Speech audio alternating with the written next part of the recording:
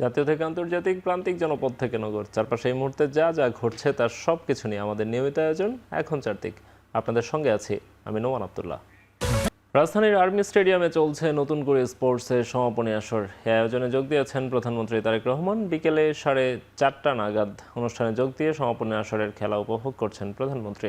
নতুন করে ধারণা থেকে অনুপ্রাণিত হয়ে দেশব্যাপী ক্রীড়া প্রতিভা অন্বেষণের লক্ষ্যে চলতি বছরের মে মাসে যাত্রা শুরু হয় নতুন করে স্পোর্টসের। সিলেটে জেলা স্টেডিয়াম থেকে সেই কার্যক্রমের উদ্বোধন করেছিলেন প্রধানমন্ত্রী তারেক রহমান। দেশের সব উপজেলা ও জেলার 12 থেকে 14 বছর বয়সী প্রায় 1,70,000 ক্ষুদে ক্রীড়াবিদ কাবাডি, অ্যাথলেটিক্স, ব্যাডমিন্টন, দাবা, মার্শাল আর্ট, সাঁতার, ভলিবল ও টেবিল টেনিস এই 8টি ডিসিপ্লিনে অংশ নেয়। এরপর জাতীয় পর্ব অনুষ্ঠিত হয় রাজধানী ঢাকার কয়েকটি ভেন্যুতে। শাপলা চত্বরে হেফাজতের সমাবেশে হত্যা মামলায় শেখ হাসিনা, সাবেক সেনাপ্রধান আজিজ, 4 সাবেক আইজিপি সহ 41 জনের বিরুদ্ধে অভিযোগ আমলে নিয়েছেন ট্রাইব্যুনাল 2। একই সঙ্গে পলাতক শেখ হাসিনা, আজিজ, বেনজির সহ 31 আসামির বিরুদ্ধে গ্রেপ্তারি পরোয়ানা জারি করা হয়। অভিযোগপত্রের উপর পরবর্তী শুনানি 16 আগস্ট। দুটি অভিযোগের বিষয়ে জানিয়ে চিফ প্রসিকিউটর বলেন, হেফাজতের সমাবেশে দমন করে দমভক্তি করেছিল আওয়ামী লীগ সরকার। 2013 সালের 5 মে রাজধানীর মতিঝিলের শাপলা চত্বরে হেফাজতে ইসলামের সমাবেশকে কেন্দ্র করে প্রসিকিউশন এখন পর্যন্ত 61 নিহতের তালিকা পেয়েছে, তবে শনাক্ত করতে পেরেছে 58 জনের পরিচয়।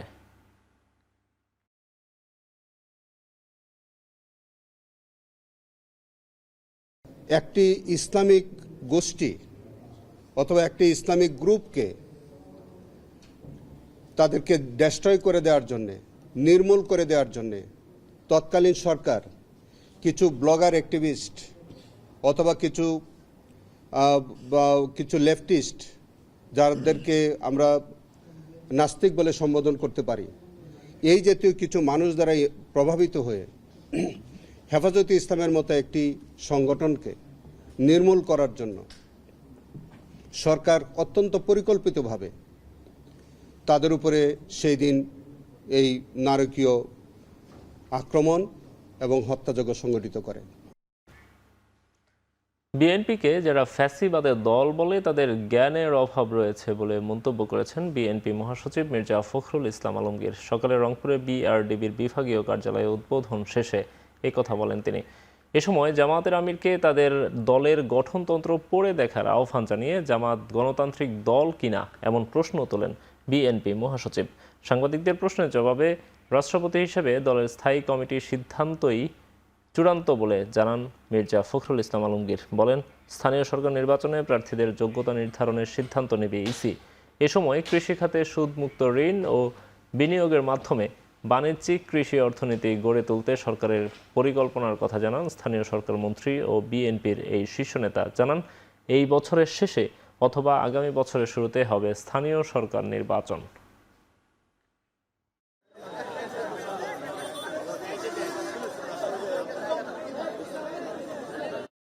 সংবিধান অনুযায়ী যথাসময়ে রাষ্ট্রপতি নির্বাচন হবে এবং দল সিদ্ধান্ত নেবে কাকে সেখানে মনোনয়ন দেওয়া হবে।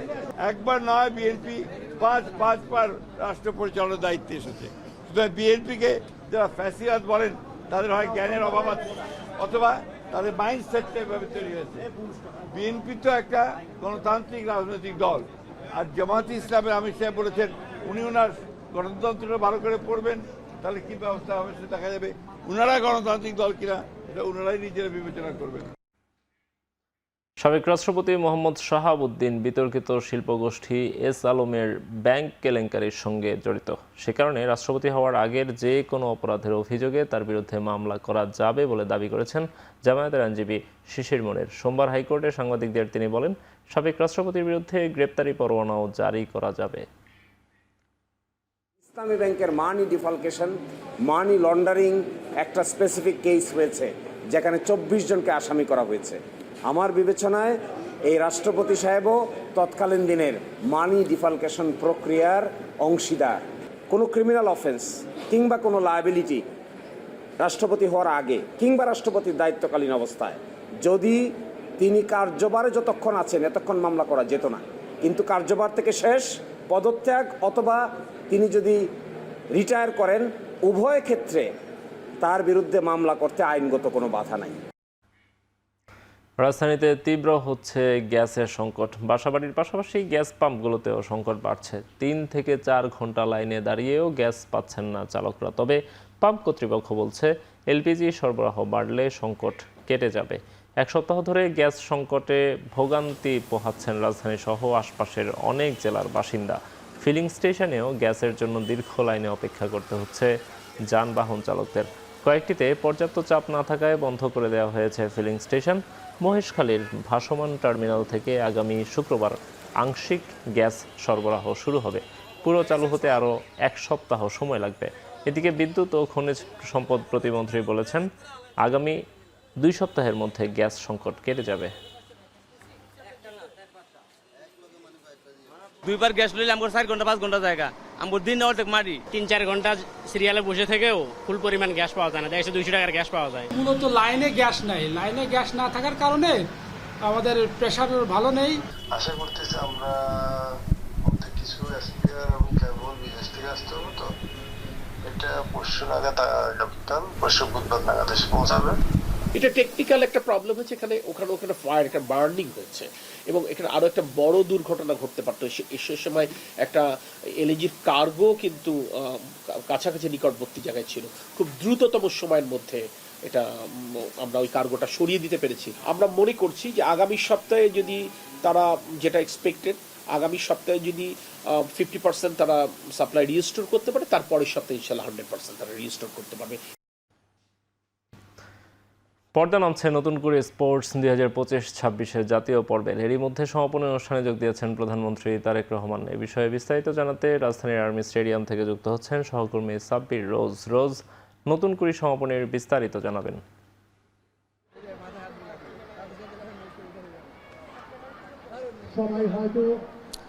নোমান, প্রধানমন্ত্রী তারেক রহমান এখন উপস্থিত রয়েছেন নতুন করে স্পোর্টসের আজকের যে সমাপনী আসর, সেই সমাপনী আসরে মূলত আজকের যে আনুষ্ঠানিকতা, সেই আনুষ্ঠানিকতা কিছুক্ষণ আগে দৌড় প্রতিযোগিতার মধ্যে দিয়ে শেষ হয়েছে এবং এর আগে ফুটবল সহ বিভিন্ন সেগমেন্টে কিন্তু এই আজকের কর্মসূচিগুলো ছিল এবং সেই কর্মসূচিগুলোরই মূলত প্রধানমন্ত্রী পুরস্কার বিতরণীতে যোগ দেবেন। এর পরবর্তীতে মূলত এই নতুন করে স্পোর্টসের যে প্রথম আসর অর্থাৎ 2025-26 যে আসরটি, সেই আসরটি শুরু হয় চলতি বছরের মে সিলেট জেলা স্টেডিয়াম থেকে, যেটির উদ্বোধন করেছিলেন প্রধানমন্ত্রী তারেক রহমান। এবং এর পরবর্তীতে এই 2.5 মাসের এই প্রথম আসরের যে বিষয়গুলো ছিল তার মধ্যে কাবাডি, অ্যাথলেটিক্স সহ 8টি সেগমেন্টে বা 8টি বিষয় রাখা হয় খেলাধুলার। সেই বিষয় থেকে সারা দেশের সব জেলা উপজেলার প্রায় 1,70,000 12 থেকে 14 বছর বয়সেরা অংশ নেন এবং এর পরবর্তীতে সেই ঢাকা সহ জাতীয় পর্যায়ের ভেন্যু ছিল ঢাকা এবং এর আশপাশ বা বিভিন্ন অঞ্চলে এই খেলাধুলাগুলো চলে এবং এর পরবর্তীতেই মূলত আজকের এই সমাপনী আসর যারা আসলে বিজয়ী হয়েছেন বিভিন্ন সেগমেন্টে তাদেরকে পুরস্কার তুলে দেবেন প্রধানমন্ত্রী তারেক রহমান। নতুন করে শিশু কিশোরদের প্রতিভা অন্বেষণের লক্ষ্যে 1976 সালে কিন্তু তৎকালীন রাষ্ট্রপতি জিয়াউর রহমান এই অনুষ্ঠানটি চালু করে এবং এর পরবর্তীতে কিন্তু দীর্ঘদিন অফ থাকার পরে অর্থাৎ বন্ধ থাকার পরে প্রায় 2 দশক পর 2025 সালে নতুন করে আবারও চালু করা হয় এবং নতুন করে সেই ধারণা থেকে অনুপ্রাণিত হয়েই নতুন করে স্পোর্টস যে সেগমেন্টটি এখন চলছে সেই বিষয়টি কিন্তু বর্তমান প্রধানমন্ত্রী তারেক রহমান শিশু কিশোরদের বা প্রত্যন্ত অঞ্চলে বা গ্রামীণ অঞ্চলে যে প্রতিভাগুলো রয়েছে সেই প্রতিভাগুলো জাতীয় পর্যায়ে তুলে নিয়ে আসার লক্ষ্যেই মূলত এই আয়োজনগুলো করেছে বর্তমান সরকার এবং এর পাশাপাশি খেলাধুলাকে একটি অর্থনৈতিক খাতে রূপ দিতে বা বিশ্বমঞ্চে দেশের প্রতিভাগুলোকে নিয়ে যেতে বা দক্ষ করে তুলতে বা পর্যাপ্ত প্রশিক্ষণ সহ বিভিন্ন ধরনের ব্যবস্থা গ্রহণ করতে মূলত এই গুছানো এই ধরনের আয়োজনের বিষয়টি মাথায় নিয়েছে বর্তমান সরকার। তো আর কিছুক্ষণের মধ্যে প্রধানমন্ত্রী তারেক রহমান এই নতুন করে স্পোর্টসের প্রথম আসরে বিজয়ীদের হাতে পুরস্কার তুলে দেবেন এবং প্রথম আসরের সমাপনীতে বক্তব্য রাখবেন। নতুন করে সমাপনীর খবর জানাচ্ছিলেন সহকর্মী সাব্বির রোজ। ময়লা টেন্ডার, ফুটপাত দখল এবং এলাকায় আধিপত্য বিস্তারকে কেন্দ্র করে রাজধানীর পল্লবীতে যুবদল নেতা ইউসুফ খুন হয়েছে, তবে মূল টার্গেট ছিল ডিশ বাবু। সংবাদ সম্মেলনে ডিবি প্রধান জানান, ডিশ বাবুকে হত্যার জন্য 25 লাখ টাকা চুক্তিতে 4 জন শুটার ভাড়া করেন সিএনজি হাফিজ। হত্যার পরিকল্পনা অনুযায়ী আগেই পল্লবীতে থাকা ডিশবাবুর অফিস ও ব্যক্তিকে শনাক্ত করে শুটার গ্রুপ। ঘটনার দিন কিলিং মিশনে অংশ নেয় একজন জনতার হাতে আটকের পর তদন্তে নামে ডিবি। শুক্রবার রাতে কাফরুলে কয়েকজন অস্ত্রধারীর গুলিতে যুবদল কর্মী সহ 3 জন গুলিবিদ্ধ হন। স্থানীয়রা উদ্ধার করে ঢাকা মেডিকেলে নেয়ার পর ইউসুফের মৃত্যু হয়। এ ঘটনায় 4 শুটার সহ 8 জনকে গ্রেপ্তার করেছে ডিবি। ঘটনায় অংশ নিয়েছে মোট 11 জন। ঢাকা কাফরুল থানাধীন ওপেক্স ময়লা দখল, কিছু জমি জমা দখল, ফুটবল দখল, এগুলো নিয়ে বিরোধ আমরা প্রাথমিকভাবে যেটা জেনেছি। এবং যে হাফিজের কথা বললেন, যে সিএনজি হাফিজ, সে যে এটার সঙ্গে জড়িত। আমাদের যে 7 জন ধরা আছে, 7 জনই এটা স্বীকার করেছে যে তাদেরকে কে কোথা থেকে ভাড়া করেছে। এবং আরও কিছু প্রমাণ পেয়েছি আমরা। হোটেলে যে নিয়ে এসে রাখা আছে, হোটেলকে বুক করেছে, তারপর ওখানে কিছু টাকা পয়সার লেনদেন হয়েছে। এগুলো সার্বিক বিবেচনায় আমরা যথেষ্ট তথ্য প্রমাণ পেয়েছি এবং গ্রেপ্তারকৃত আসামিরা স্বীকার করেছে যে তারা হাফিজি তাদেরকে ভাড়া করে নিয়ে এসেছে এই হত্যাকাণ্ড। ফেসবুকে তান্ত্রিক সেজে রাসায়নিক দিয়ে কৌশলে হাত পুড়িয়ে প্রতারণা ও অর্থ আত্মসাৎ ঘটনায় কুমিল্লা ও নোয়াখালী থেকে 3 জনকে গ্রেপ্তার করেছে পিবিআই। সংবাদ সম্মেলনে পিবিআই উত্তরের কর্মকর্তা জানান, ভারতীয় এক নাগরিক যোগ সাজসে গড়ে ওঠে এই প্রতারণা চক্র। তারা ইউটিউবের মাধ্যমে রাসায়নিক বিক্রিয়া ঘটিয়ে মানুষের মনে প্রথমে আতঙ্ক তৈরি করে, পরে তাদের কাছ থেকে দফায় দফায় টাকা হাতিয়ে নেয়। রহমত আলী কবিরাজ নামের এক ব্যক্তির মামলার প্রেক্ষিতে তদন্ত শুরু করে পিবিআই। পরে কুমিল্লা থেকে ওহিদ আলম এবং মাহে আলমকে গ্রেপ্তার করে পিবিআই। তাদের দেওয়া তথ্য অনুযায়ী নোয়াখালী থেকে মোহাম্মদ হাসান আলী নামের আরেক তান্ত্রিককে পিবিআই গ্রেপ্তার করে। এই ঘটনায় দোষ স্বীকার করে আদালতে জবানবন্দি দিয়েছে 2 অভিযুক্ত।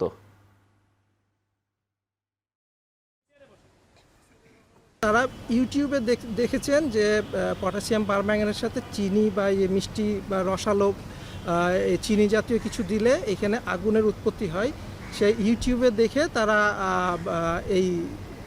এটা তার মাথায় আসে, এই প্রতারণার কৌশল তাদের মাথায় আসে। এবং আমরা যেটা পাইছি, ওনারা হচ্ছে বেদে সম্প্রদায়ের লোক। তারা বেদে সম্প্রদায়ের লোক এবং তারা আমাদেরকে আরও কিছু তথ্য দিচ্ছে যে তারা এই ধরনের প্রতারণা শুধু বাংলাদেশে না, ভারতেও করে। ভারতের পেমেন্টটা হয় হচ্ছে গুগল পেতে এবং তারপরে এইটা হুন্ডির মাধ্যমে তারা দেশে নিয়ে আসে। 2026 সালের এসএসসি ও সমমানের পরীক্ষার ফলাফল প্রকাশ করা হবে আগামী 10 আগস্ট। সোমবার বিকেলে গণমাধ্যমকে এই তথ্য নিশ্চিত করেছেন মাধ্যমিক ও উচ্চশিক্ষা বিভাগের সচিব মোহাম্মদ আব্দুল খালেক। পূর্ব ঘোষণা অনুযায়ী 20 জুলাই এসএসসির ফলাফল প্রকাশের কথা ছিল, কিন্তু প্রস্তুতি শেষ না হয় তা পিছিয়ে যায়। ঢাকা বোর্ডের চেয়ারম্যান অধ্যাপক সৈয়দ আখতারুজ্জামান জানান, সব প্রস্তুতি এরই মধ্যে শেষ হয়েছে। সারা দেশে একযোগে এসএসসির ফল প্রকাশ করা হবে আগামী 10 আগস্ট। চলতি বছরের পরীক্ষা শুরু হয় 21 এপ্রিল, পরীক্ষা চলে 20 মে পর্যন্ত। এরপর ব্যবহারিক পরীক্ষা নেওয়া হয়। 9টি বোর্ডের অধীনে এবছর পরীক্ষায় অংশ নেন 18,57,000-এর বেশি শিক্ষার্থী। আমাদের ঢাকা শিক্ষা বোর্ড চেয়ারম্যান এবং আন্তঃশিক্ষা বোর্ড চেয়ারম্যান হিসাবে আমি ইতিমধ্যে একটা প্রেস ব্রিফ করেছি যে আগামী 10 আগস্ট বাংলাদেশের এসএসসি ও সমমান পরীক্ষা 2026 এর ফলাফল আনুষ্ঠানিকভাবে ঘোষণা করা হবে। সুনামগঞ্জে সেফটি ট্যাঙ্কের ভেতর থেকে 8 মাসের এক শিশুর মরদেহ উদ্ধার করা হয়েছে। দুপুরে গুচ্ছগ্রাম এলাকার একটি ট্যাঙ্ক থেকে মরদেহটি উদ্ধার করে পুলিশ। স্থানীয়রা জানান, সকালে শিশুটির মা সাবিকুন নাহার তাকে বাবার সঙ্গে ঘুমন্ত অবস্থায় রেখে শ্বশুর বাড়িতে যান। পরে ঘুম থেকে উঠে শিশুটিকে বিছানায় না পেয়ে খোঁজাখুঁজি শুরু করেন বাবা সাব্বির হোসেন। এক পর্যায়ে শিশুটির মরদেহ দেখতে পান স্থানীয় নাইম মিয়া।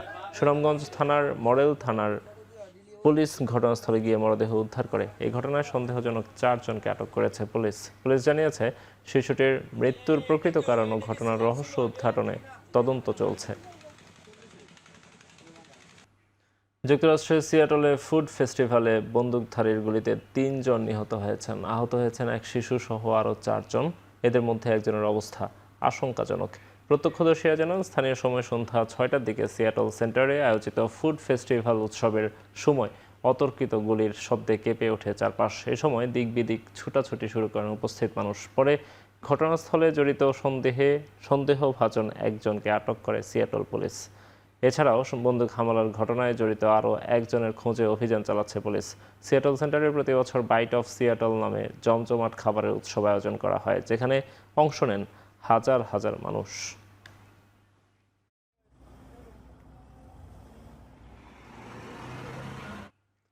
ইরানকে সতর্কবার্তা দিয়ে ইসরায়েলি প্রধানমন্ত্রী বেনিয়ামিন নেতানিয়াহু বলেছেন, তেহরান যদি সরাসরি বা প্রক্সি গ্রুপের মাধ্যমে ইসরায়েলে হামলার পরিকল্পনা করে তার পরিণতি হবে ভয়াবহ।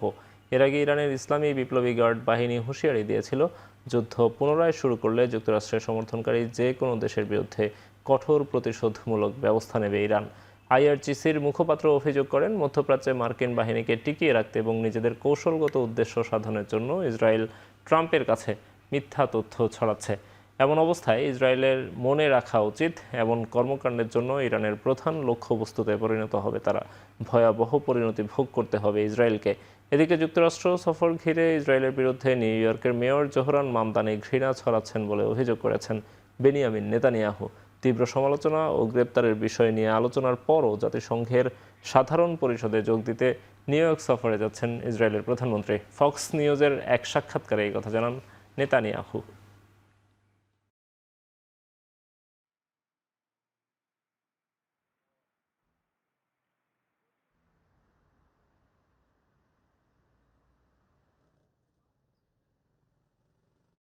এবার খেলার খবর। অস্ট্রেলিয়ার বিপক্ষে সিরিজে পেসার নাহিদ রানার ইনজুরিকে দুর্ভাগ্যজনক উল্লেখ করেছেন প্রধানমন্ত্রী নির্বাচক হাবিবুল বাশার। পেসারদের ওয়ার্কলোড ম্যানেজমেন্টের উপর দায় না দিয়ে পুরো বিষয়টাকে ভাগ্যের উপর ছেড়ে দিয়েছেন হাবিবুল বাশার। আমরা যদি সে তানজিদ তামিম এবং সাদমানকে ওপেন করে, তারপরে কিন্তু আমরা 4 জন পরপর লেফট হ্যান্ডি ব্যাটসম্যান হয়ে যাচ্ছে। এটা আসলে আইডিয়াল না। ডেফিনেটলি এই চিন্তা ভাবনা থেকে জয় আমাদের one of the right hand opener, যিনি এই কম্বিনেশনটার জন্য কাজে লাগে। বাট সোফার জয়কে নিয়ে আসলে জয়ের পারফরমেন্স এবং the way he is batting আমরা একটু চিন্তিত। বাট হি স্টিল আমাদের প্ল্যানে খুব ভালো মানছে, বিকজ আমাদের একটা রাইট হ্যান্ড ওপেনার দরকার, নাহলে একবারে অনেকগুলি হয়ে যাচ্ছে। তো যেহেতু জয় এত ভালো ফর্মে নেই, হিজ ব্যাটিং লুকস একটু ভালনারেবল মনে হচ্ছে, আমরা চিন্তা করেছি জয়কে আসলে আমাদের ফিরিয়ে আনা দরকার। এখানে গেলে হয়তো তার খেলার সুযোগটা একটু কম থাকবে, টিম ম্যানেজমেন্ট হয়তো অন্য কমিশন যেতে পারে। সেই ক্ষেত্রে যেটা আছে যে আমাদের যেই সফরটা আমাদের মাথায় অনেক বেশি কাজ করছে, যে এ দলের সফর আছে, which is very good. South Africa is a very strong side, তো সেখানে আমরা জয়কে নিয়ে যাচ্ছি। আমরা যখনই কোনো প্লেয়ার সিলেক্ট করি, যখন ধরেন যে কোনো player, not only Nahid Rana আছে, এখানে আমাদের তাসকিন আছে, আমাদের শরীফুল আছে, মুস্তাফিজ আছে, কিংবা তহিদিদারের কিন্তু একটা টেনিস খেলবার একটা সমস্যা আছে, যেদিন তিনি অনেকদিন ধরে খেলছেন। তো আমাদের কাছে একটা অ্যাসেসমেন্ট আমরা চাই, একটা অ্যাভেলিট চাই মেডিকেল ডিপার্টমেন্ট এবং কনসার্ন যারা ম্যানেজমেন্ট আছেন, যারা ওয়ার্কলোড ম্যানেজমেন্ট করে থাকেন, প্লেয়ারদের ইঞ্জুরি নিয়ে কাজ করেন, তাদের সাথে একটা আমরা রিপোর্ট নিই যে who is available, who is not. Nahid রানাকে কিন্তু আমরা সবসময় খুব যেই ওয়ার্কলোড ম্যানেজমেন্টে বলে, এখন তো ওয়ার্কলোড ম্যানেজমেন্টে কিন্তু মুখে হয় না, এখন আপনি জানেন এটা জিপিএস ট্র্যাকার থাকে, সো দে ট্র্যাক এভরিথিং, সবাই ট্র্যাক করে। এবং যখন ট্র্যাক করা হয়ে থাকে কে কোন ম্যাচটা খেলবে, কে কয়টা ম্যাচ খেলবে, কোন সিরিজে কোনটা খেলতে পারবে, এভাবে কিন্তু সবারটা করে। Not only Nahid Rana, say about Taskin বলেন, যাদের ফার্স্টগুলো আছে সবগুলি ফলো করায়। শেষ করছি এখন চারদিক। এখন টেলিভিশন ওয়েবসাইটে দেখতে ভিজিট করুন www.ekhon.tv। এছাড়া ফেসবুকে দেখুন facebook.com/tvk.ekhon, ইউটিউবে দেখুন youtube.com/ekhon tv।